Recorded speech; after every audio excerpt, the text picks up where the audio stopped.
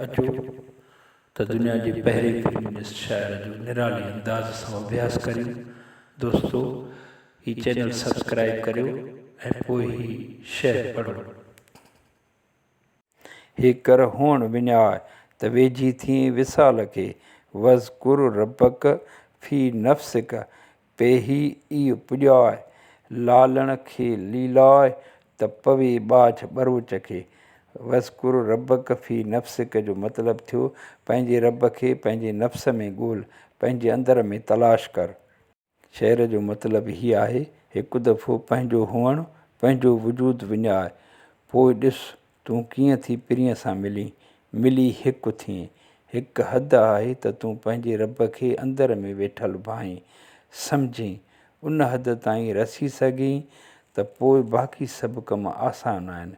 उहा ई हद आहे जिते हू ऐं ही मिलनि था।